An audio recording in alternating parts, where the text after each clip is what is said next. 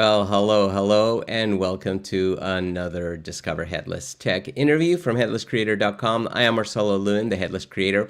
As always, get a hold of me right there, Marcelo at headlesscreator.com. In today's episode, we are actually going to continue our conversation. This is part two of a two-part series with Max Mabe. He's the Senior Director of Marketing at Cloudinary, and we started in part one a complete conversation on digital asset management systems, specifically headless, and how do we integrate those into headless CMSs, and we went into a bunch of stuff. Today, we're going to continue that conversation with a lot more detail. It's going to be really, really good. But before we do that, you know how it works. Go get your free account at headlesscreator.com. You want to get your free account because after we are done with the live stream, you'll be able to get the download or the on-demand version on headlesscreator.com. You'll have access to that, but you'll also have access to the entire Discover Headless Tech course, which includes a bunch of tutorials as well as all our podcast interviews.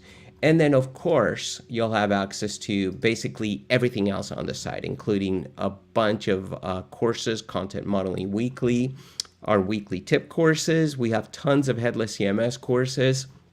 We have 3 boot camps, which are fantastic, including if you want to learn more about digital asset management systems. We're doing one with Cloudinary. It's a fantastic one. And we have lots more coming up. So it's 100% free. Go get your free account. You will not regret it. All right. Having said that, you're ready. I'm ready. We're all ready here for Max. So let's bring Max in. Max, welcome. Hello. How are you? I'm doing great. How about you? Doing well, thanks. Yeah. It's great to have you here. We had nice to be here again. Yeah. I know we had a great conversation last time, and I put you on the spot on air. I'm like, okay, Max, we're doing another one, and you were so gracious to say, let's do it. So I really appreciate that. I had to say yes, right? You had to, right? No, but you were very cool about that. So really cool. We had an entire other episode where people can find out a lot more about you, but just give us a quick overview of your background, and then we'll jump into the questions. Sure. I've been in the tech industry pretty much my whole career, starting out managing a digital photography studio. And then for many years, I delivered professional systems integration services around digital asset management. Then I stepped into doing product management for a number of companies, including Adobe and Apple.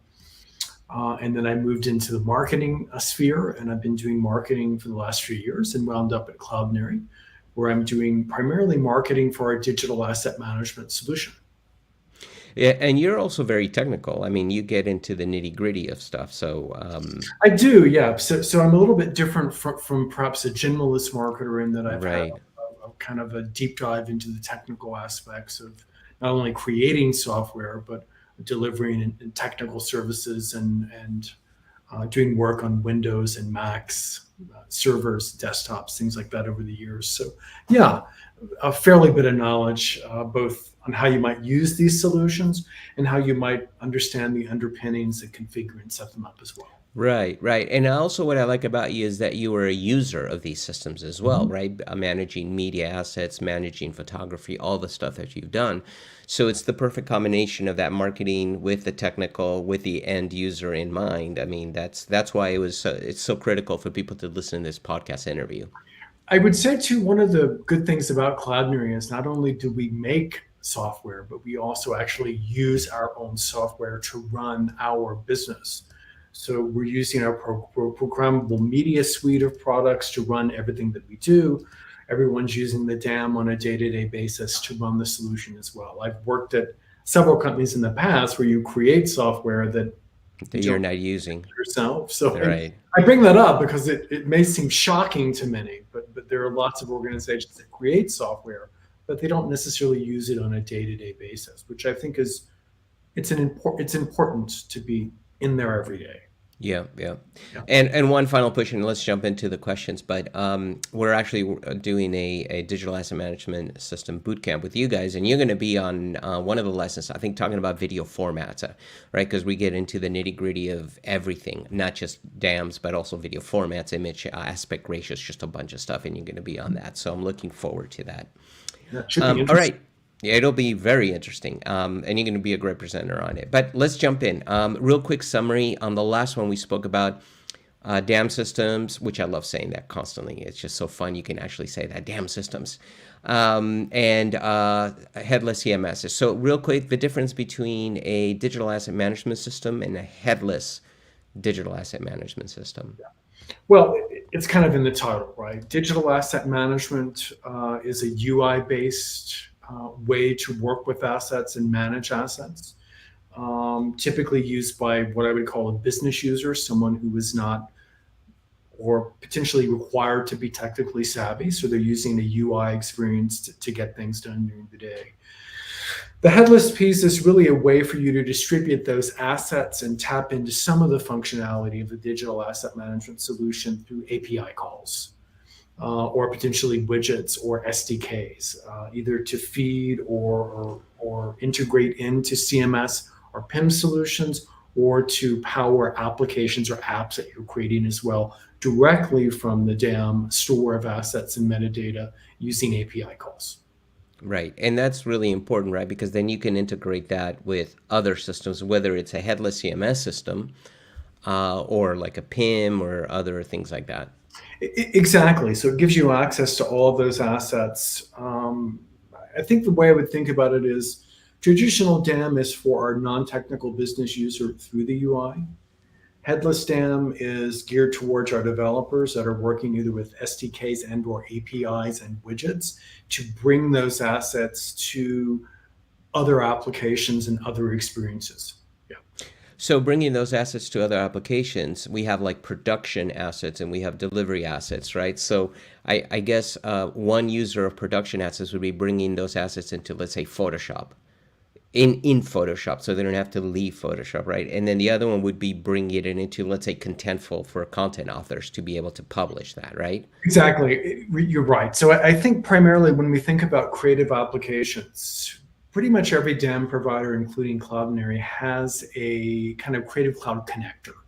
And typically that will be a palette that will come up in a creative application where you can search, find, check in, check out assets that you want to use at full size, right? And then make changes required and check those back in. And there's a little bit of workflow and history and versioning there that you can go back through when you're working toward that final asset or assets. So that's how that piece is. You're right. I mean, headless DAM is primarily, there's a really big win when you think about using it with CMS applications.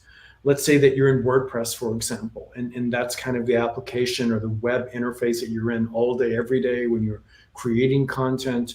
You don't really want to have to go to the DAM in another tab, download an asset locally, upload the asset into WordPress and do things like that. What you would prefer to do is have a little asset picker that's a part of that WordPress integration, Right. usability, and kind of stay within the application that you enjoy and like to work with. So I think that's the beauty of headless DAM is you're allowing those users, whether it's PIM, whether it's CMS or other applications, to stay in those workspaces of choice, but be able to take advantage of the power of the DAM. And everyone is using, whether they're in the Photoshop world or whether they're in the web CMS world, they're all using the same store and the right assets as well. Right, right. So it's really important when an organization is looking for any digital asset management system that they have the capabilities of integrating, offer some sort of headless or API through it, because that really does help support single source of truth, right? Which is where you're touching that one asset and everybody that touches or gets that asset later gets the latest version. That's correct, right? So if I was going out and I was shopping, kicking the tires for digital asset management solutions, you don't want to think about what you need today. I mean, today is certainly important. You want to think about what you need today plus what you're going to need in the future, right? And that you have that growth path and flexibility to grow later. And part of that is to make sure that they have that connectivity either through pre-existing integrations that are kind of very easy to set up, or that you have that flexibility to have a very robust modern API to build those integrations later. Every organization uses different tools as part of their tech stack. stack, different applications. You're probably not going to find a connector for all of them that's off the shelf for the DAM you're working for. So you want to say, gosh, do they have a robust API, and can we be flexible in the future and expand that DAM footprint over time? Right.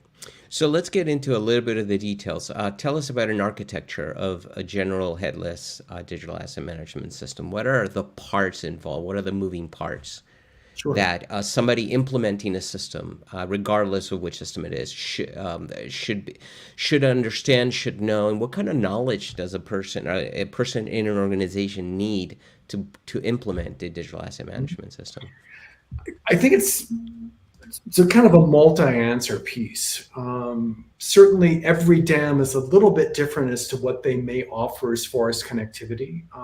Some DAM providers aren't really able to support a headless scenario for their solution. So that's the first thing when you're kind of looking at DAMs is, okay, is it completely kind of closed off and siloed? Maybe there are some out-of-the-box integrations so we can connect a little bit, but perhaps it doesn't have an open, robust API that we can work with on our own to combine our tech stack in a way that will allow us to get maximum ROI and flexibility. That's the first thing to look at.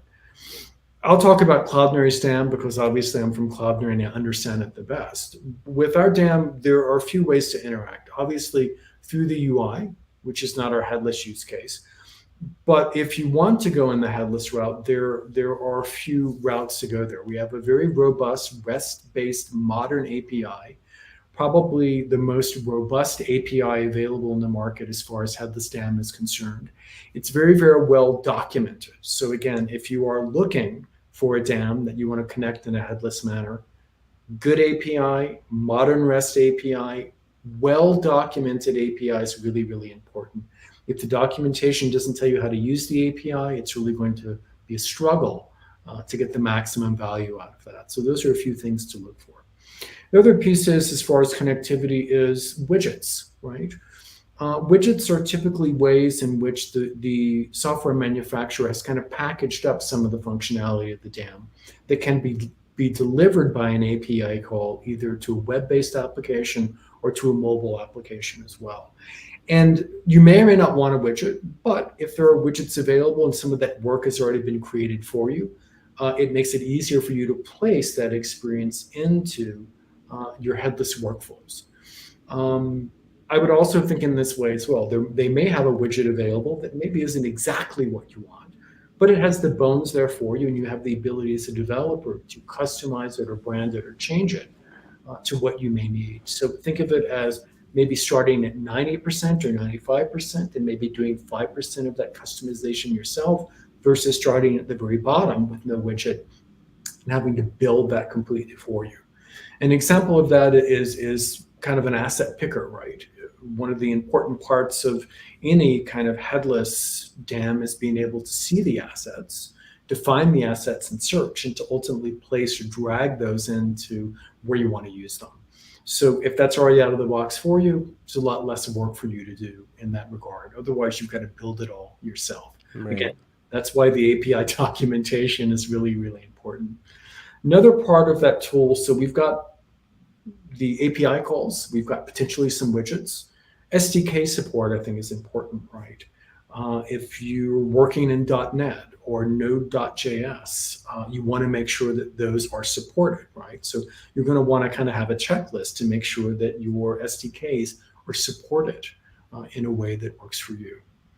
Another piece is, of course, as we mentioned a few times, is does that DAM solution have a large selection of pre-built integrations or certified integrations into PEMS or the CMS that you want to use or the other tools you want to use or workflow tools? Again, that gets you a lot of the way there. It may check almost all the boxes that are required for your workflow and your headless connectivity. And then you can do some tweaks to have it blend into your workflow as well. And then at the very bottom, of course, is your digital asset management solution, or what we would call the database, right? There are lots of things you want to look for there, but primarily if you've got that robust API, you should be pretty good. You may be interested in other pieces of the database functionality and feature set But I think for the most part, if the API is robust, the database it's setting on shouldn't be that important for you. Within that database, typically we will store all the original assets in blob format, so you can Hmm. actually pull out the originals and have those available. With the Cloudinary solution, other than the database and everything being in that one single source of truth database, we also have the underlying platform, which allows you to do delivery and optimization as well. So this may be a little extra for some people. Perhaps they just want to deliver the original sized imagery. But with the Cloudinary solution, we have a whole image and video optimization platform that our DAM sets on. So you've got the ability to not only to deliver this full size assets, but you've got the ability to place not only full size, but you can also place optimized imagery and video as a developer at a certain size, resolution, and quality in experiences or in apps automatically, which is very helpful when we're thinking about ease of use, load time, quality, being able to scale those assets across different bandwidths as well.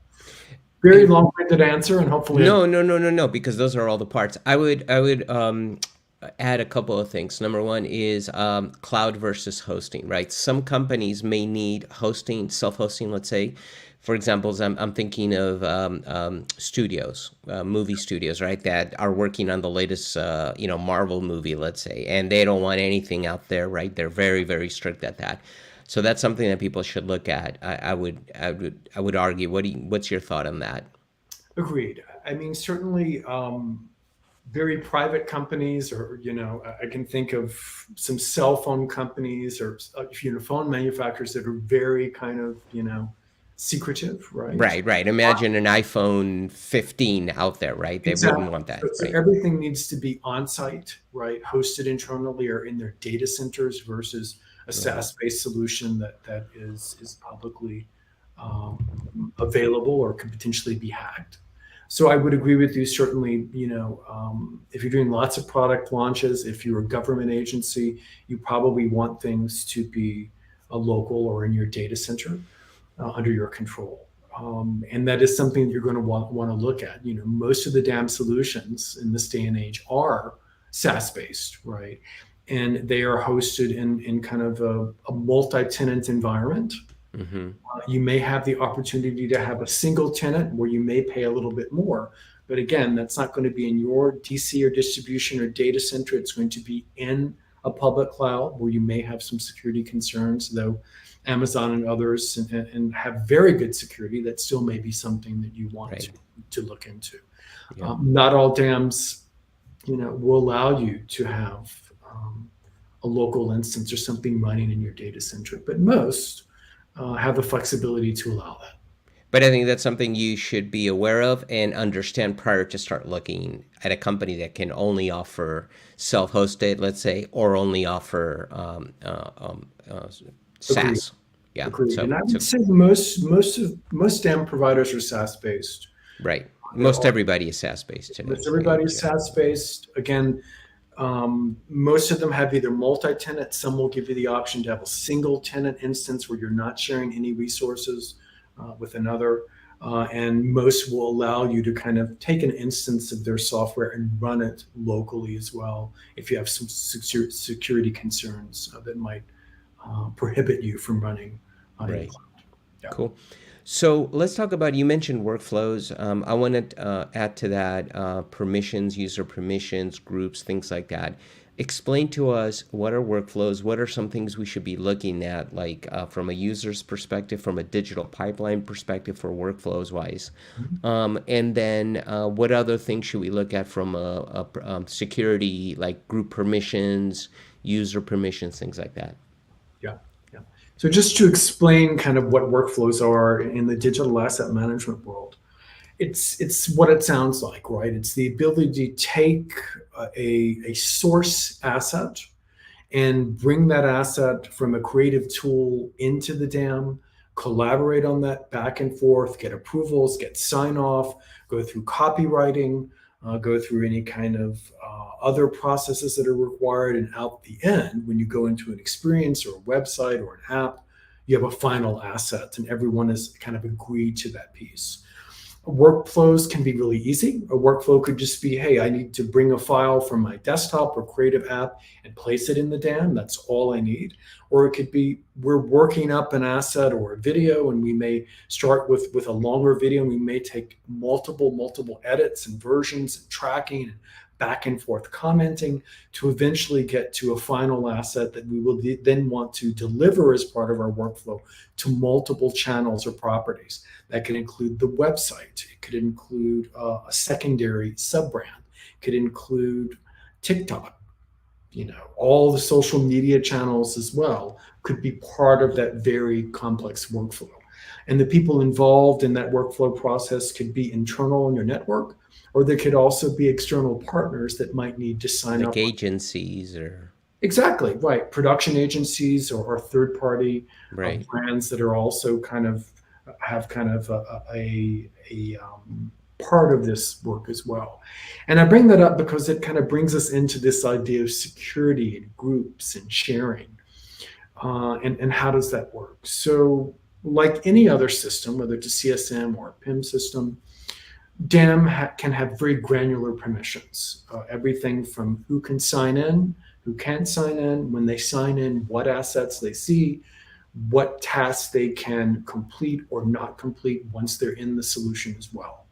They can sign in, for example, to the complete DAM web interface, or they can only sign in, for example, to a brand portal, which could be a smaller collection of assets that they only need to see, primarily used for distribution only. But there are brand portals that will also afford some level of back and forth communication or sign off to complete that workflow.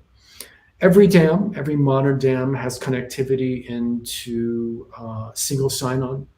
Obviously, there are granular permissions on folders and even down to individual assets. Some digital asset management solutions also even go down to the metadata fields, where only certain metadata fields can be seen or updated or edited by a user. So they can be wide or they can be very, very specific based upon your needs. They all kind of go into LDAP and, kind of the big permissioning systems that we think about in our world. So it's very easy to tie them in and add access for groups or individual users versus managing and manually creating those groups and users in the DAM. So there can be a connectivity to your Active Directory, or you could certainly set up one-off users for collaborations that might be very short-term. Maybe you're using a production company for just this one project and they're not a part of your overall AD structure. You've got the ability to add those into the DAM and still have that same flexibility. So let's talk a little bit more about users, because I know some DAM software companies will charge you by users that have access to it, right? So, and I know whenever you bring in a headless CMS, people go like, oh, everybody should have access and utilization to it. And the reality is they don't, right? They shouldn't, because you may have authors that really work on Google Docs and then they go into headless CMS. Other authors go in there and manage that content. So does the same thing apply to a digital asset management system? Like, who should have access to that digital asset management system? So when they're preparing to talk to vendors, they know, like, instead of saying, well, we have 500 users, they may only have like 10 users, right?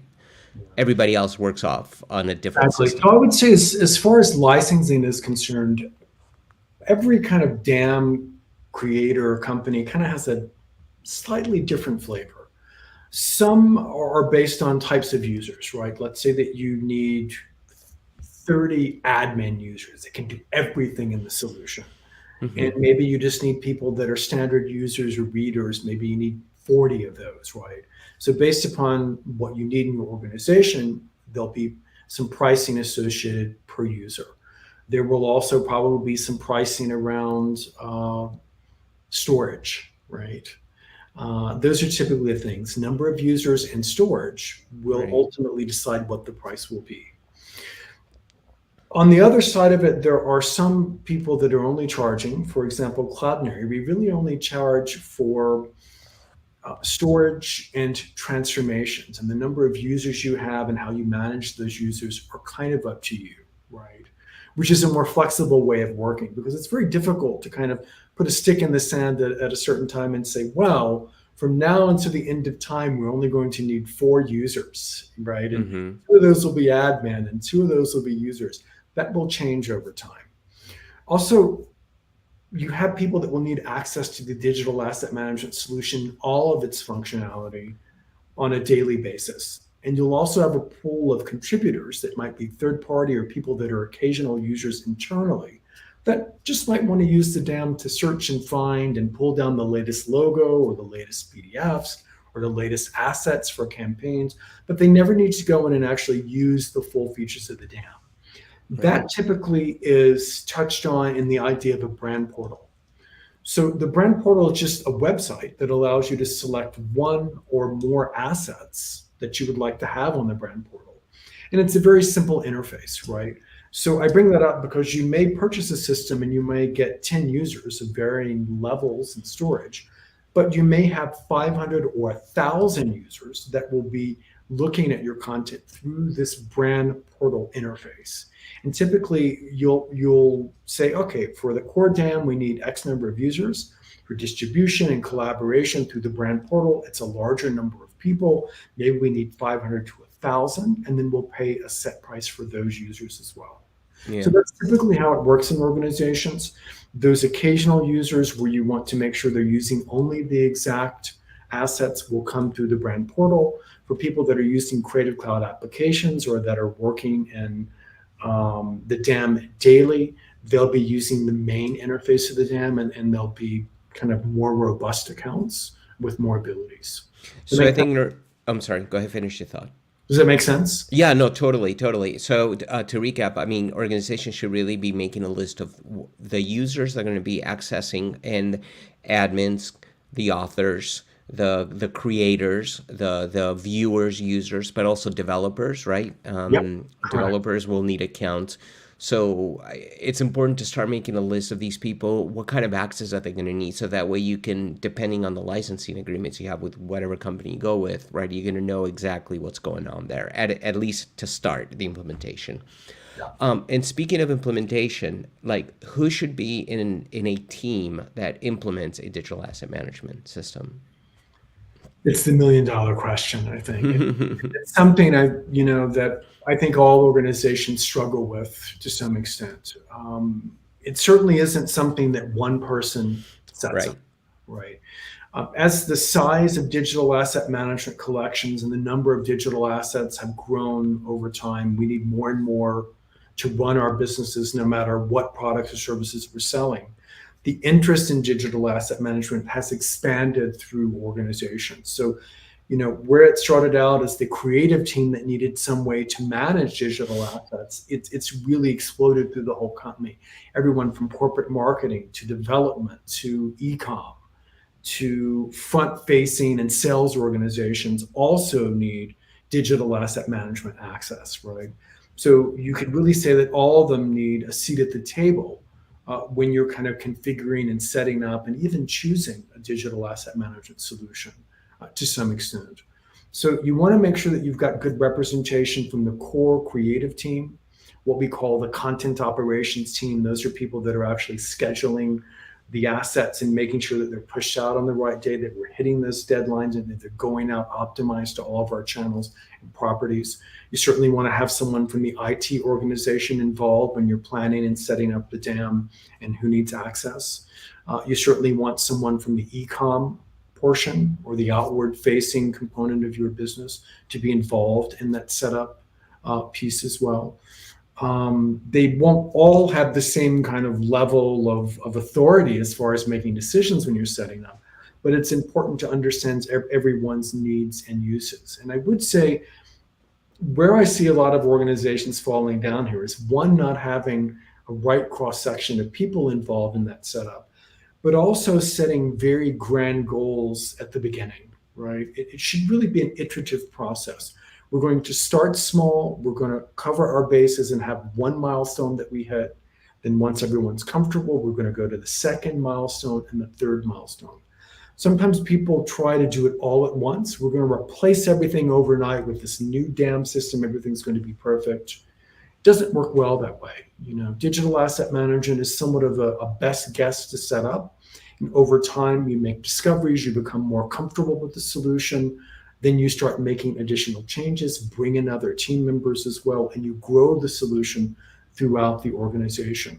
It's a lot of change management. And as we know, trying to get everybody on the same page across small or large organizations on how to use a DAM and what's needed can be overwhelming. So starting small, having those goals and growing over time will help you be more successful versus setting up something that you think is amazing and then realizing a year and a half later, oh goodness, we're not getting ROI out of the solution, right? So measured steps is the way to be successful with the right group of people. And I love that you mentioned change management because that's really important. I was involved in a project where we had the assets inside a headless CMS. Then we brought in a DAM system and we had to migrate those assets into the DAM system, which meant migrating the pointers of those assets from the content inside the headless CMS into wherever it's now stored in the DAM system. So I think people should really be aware of that, especially if you're bringing in a brand new DAM system that is brand new and nobody has assets anywhere, which that will never happen, but let's pretend an organization, then that's going to be an easy implementation, quote unquote easy. But most rest of the companies, they're going to be bringing a DAM system that replaces assets that are in other systems. So I think an important part, which I've seen in meetings where people haven't thought about, how do we migrate this? What's the process of taking assets out of this headless CMS and now pointing in all the billions, well, maybe exaggerating, but all the hundreds of thousands of documents we have with images in it? How do we point them to the new place? How do we rewrite all those URLs and so on and so forth? So I think that's something very important that people should be aware of and take note immediately at the beginning and not later when they already pick something. Any extra thoughts on that? I mean, I think it goes back to you just don't upload, 3 billion assets overnight. You come in the next morning and everything. Right? I think part of that is thinking a little bit about house cleaning, right? I think certainly with Cloudinary DAM, we have this idea of a single source of truth, but we have one final asset that is housed and all the size versions are created at the time of delivery. So it's a little bit different from other solutions where you may have a final asset that you've created sometimes 20, 30, 40, 50 variations that are in that CMS or in that other DAM, right? And so that's a lot to manage and work with. With Cloudinary, you only have one asset that kind of feeds them all, and we create that over time. But think about kind of the legacy way of working where you do have one asset that ultimately has 50 versions, and you times that times 100 or 2,000 or 3,000 or 5,000 assets to run your business. You're getting over 1 million. Some of our customers have 3 billion assets, right? So one of the things you need to do is sit down and say, okay, we've got a new DAM. You've been working in this way, but now we can work in a better way. And do we need to bring over 3 billion assets? Or now that we have this new way of working, do we only need 1 million? And do we only need the things that we've been working with in the last 6 months? And the other assets, we can kind of consider legacy, right? Lots of customers think they have to bring over everything. So they bring the good, but they also bring a lot of the problems and kind of the very old data from the ways they really shouldn't have been working. So when you bring a new asset management solution online, it's a real opportunity to reevaluate how you're working and refresh and take advantage of how you're working. Again, not everything at once, but over time, make those small milestone goals where we're going to start by using this great new auto tagging feature that's available for us. We never had that before. And we're going to move to a one file approach that kind of is dynamically sized. And then after that's working pretty well and the URLs are matching up and staging and things look perfect and we go to production, then we're going to start looking at other pieces like the integration into our CMS via the API and the headless ability and the widgets, right? So I think it's important to have those conversations. And what I will say about it as well is you don't just set up DAM and then you say, oh, we're done. Now we're ready to go on to something else. You need to have some check-ins, whether it's once a quarter or a few times a year, depending upon the speed of your business and how your business changes. It has to be refreshed. It has to be updated. It has to be maintained. It just isn't something that is static, right? It used to be that digital asset management was kind of a place where assets came to die.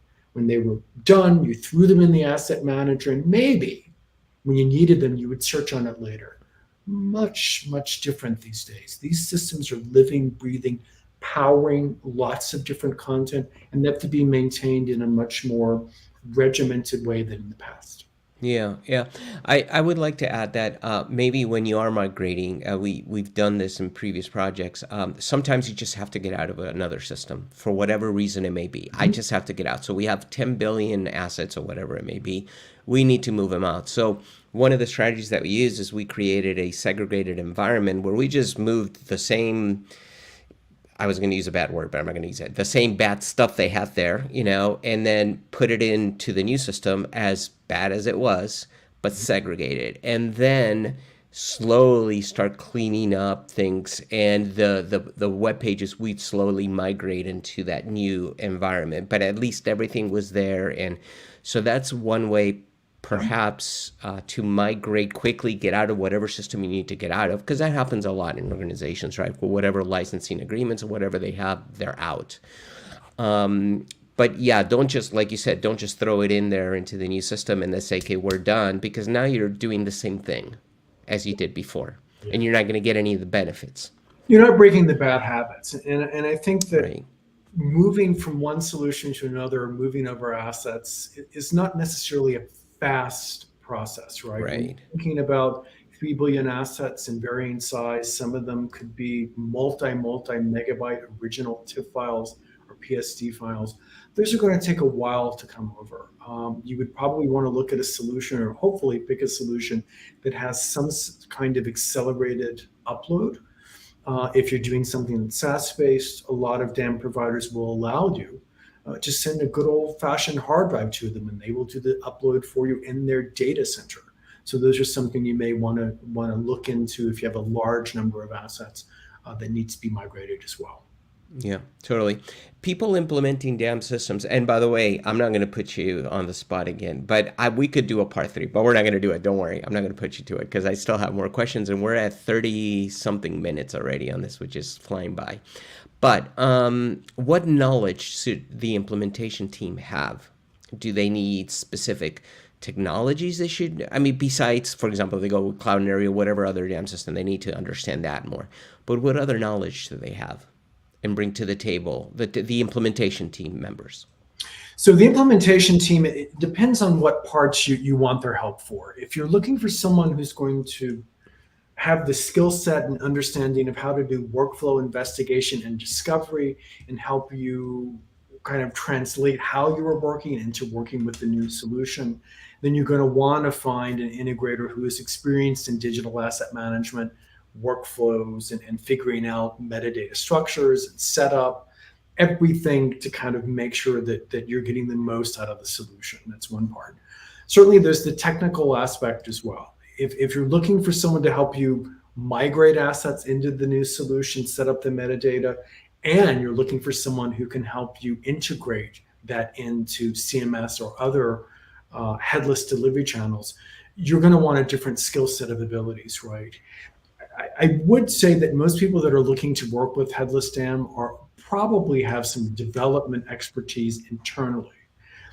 You could certainly use a third-party integrator that is also tech savvy as far as headless and integration is concerned, and you're going to want to make sure that you kind of quiz them on, okay, Mm-hmm. we're looking to set up the DAM with the basics, but more importantly, we're looking to use it in a headless capacity. So being able to write the API calls and queries, being able to work with the SDKs and widgets to integrate this in with our solutions and our properties. You want to make sure that they have the ability to do that. While you could certainly rely on a third party to do all of that work, you really have to think about maintaining going forward, right? Um, the API is probably going to work pretty well on a day-to-day basis, but if something breaks, who's going to fix it? And if you don't Right. have a developer internally or someone who's knowledgeable about how it's set up to maintain that going forward, there's a little bit of a risk there, right? If you're waiting for a third party to fix a critical system, and you don't have someone internally in the Mm-hmm. Oh, I think we lost Max. Let me just make sure it's not my internet here. But I think we just lost Max. Oh, I think he's coming back. Oh, there you are. I'm back. Yep, you're back. I'm not sure what happened. That's okay, Max. You were gonna put me on the spot, and I'm gonna have to like do a little song and dance, but That's okay. didn't have to do it. Okay, good. So I think Um, that the short answer for that is you've got kind of the basics of DAM that you would look for, if you're looking for an integrator or talent. And if you're looking to set up headless, you're also looking for someone who has that integration experience or a developer on the team who's really confident in their ability to service your needs there. So let's talk a little bit about. So we have a big, or not a big team, but a sizable team, which means that we're talking about enterprises. What about SMBs? They also have needs? SMBs and even small shops, right? Small mom and pop shops, small business. Yeah. They have assets. Right now, everybody is a content creator and everybody has assets. It sounds like a dam may not be for them, or are there alternatives for smaller businesses that can't afford a huge team for implementation purposes? Yeah, I would say that DAM is for every size business, right? Whether you're a sole proprietor or whether you're a small or mid-market business or an enterprise, everyone can benefit from DAM. And if you're choosing a DAM, that DAM should offer pricing plans and packages that will work for where your organization is and where your organization needs to go. We're specifically talking about headless DAM, right? Which is Right. a little bit different. It doesn't mean that if you're an SMB or mid-market or small business that you can't also benefit from headless DAM. You're just going to want to look at things like pre-existing certified integrations that you can have set up once and that's maintained by that DAM manufacturer, or you're looking for a manufacturer of DAM that has a pre-built widget or widgets already. That means that it's not on you to maintain or troubleshoot or develop over time. It's on that DAM provider who owns that widget, who will update it, who will support it for you. So they are your tech wing, right? If you're enterprise and you're really looking to do an elegant integration and customization, that's where you're really going to need either a third-party integrator on contract or a development team who will be on call to help you maintain and troubleshoot those going forward. But for small and medium businesses, DAM is also really critical for you. But if you're looking to have headless capabilities, you just want to look for pre-existing connectivity. Certified is the best way to go. And you're looking for those widgets that are maintained and updated and supported by that DAM provider. Then you can also benefit from headless connectivity.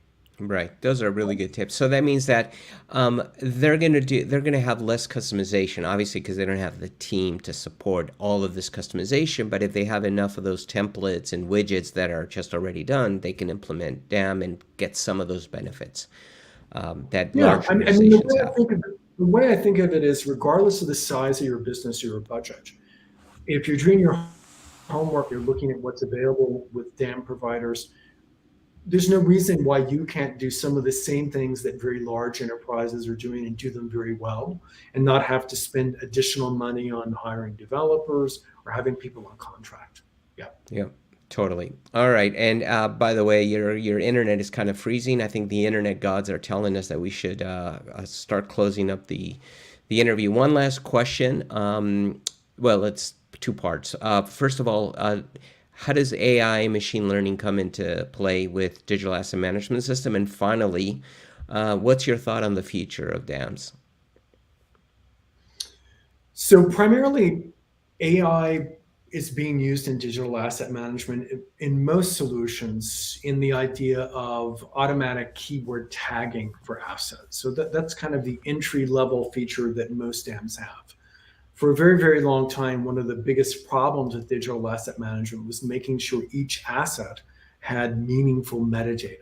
And Right. that took the form of keywords or tags. And that meant that you had either a few people or one person who was kind of going into the database each day and making sure assets were tagged, which was a really manual process.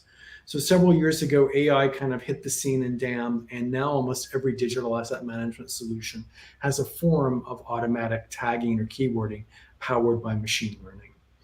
More advanced solutions have done more with AI, meaning that you can have salient cropping to the point of interest. You can have crops that will crop to certain ratios that you defined and focus on the point of interest, either in imagery and or video, which is a really great piece. So AI and machine learning is continuing to expand and kind of automate some of those more tedious pieces of digital asset management. Another portion of that that we are using is neural networks, which allows you to actually upload any number of imagery, and we will automatically, over millions of assets in neural network, compare those images to what we found. We will automatically create metadata for you and allow you to do kind of natural language finds. So let's say, for example, you want to find a picture of a lady in a red dress who's happy on a beach. You would never keyword that. But with the Right. neural network and natural language visual search that we do, you would have the ability to find any kind of natural phrase, which is really, really great about discovery and accessibility, making sure that anyone, regardless of how they understand the metadata or the files or imagery associated, can get value out of the dam. And I bring that up because I think the future of digital asset management is really all about embracing technology, but it's really more about accessibility, making the dam available to everyone, regardless of their role or responsibility or familiar of their knowledge of how the digital asset management solution is set up. So being able to allow people to search and find easily, as I said before, giving people the ability to take an asset and create variations in the dam without knowing Photoshop or being savvy in InDesign, being able to take that brochure and create versions of that brochure on the fly and download that as well. The ability to collaborate or trim video to make it shorter or longer to create new assets. All these ways of working and creating assets in an easy way is really where I see the future of DAM going, as we really see assets growing exponentially in most organizations. More and more people need them. And we don't always want to have to go back to the asset manager or the creative team. We want to be able to feel self-service, to be empowered, and to be able to move quickly to move our project or brand forward. So I see that kind of democratization of the assets and accessibility to be kind of really the future of where DAM is headed. And I think we'll see more and more features in DAM, some powered by AI and machine learning, other powered by inventive solutions Mm-hmm. to DAM overall. Yeah, yeah, definitely. I think a great example of AI machine learning, it's what I call the largest dam system in the world, Google Images, right? I mean, from a user's perspective, I can put in, like you said, happy girl wearing red dress, and boom, you'll get tons of them. Most, I would say, a pretty high hit of what you were looking for. And I think we need to get to that point, right? From an internal organization point of view, where instead of being all Google images, it's only the organization images. By that, to me, I think that's how people search today. Search and discover, right? I mean, Yeah, DAM exactly. has primarily been about, you know what you want, you know how to find it. That's great for a certain audience. But what about a designer or someone who's not familiar with the DAM who wants to discover or be inspired, right? Mm-hmm. That hasn't really been addressed. Obviously, with our natural language visual search, we've addressed it. And there's still some work to be done there. But I think there are lots of other areas around digital asset management that can be beefed up for accessibility, for Yeah, sure. totally. Max, we did it. We completed the second part. I won't put you on the spot for the third part. We're good to go. Thank you so much. I really appreciate it. You've been great. Thank you. Appreciate you having me. If people want to get a hold of you, do you want to provide anything? Where should they go? You can find me on LinkedIn. I think I'm under Maxwell M. So feel free to look me up and say hello and connect, and we can talk more there. Awesome. Thank you so much, Max. I appreciate it. And thanks to the rest of you for watching another episode of the Discover Headless Tech podcast. I hope you enjoyed it. As always, get a hold of me right there, Marcelo at headlesscreator.com. As always, I will see you on the next episode. Have a great one, everybody.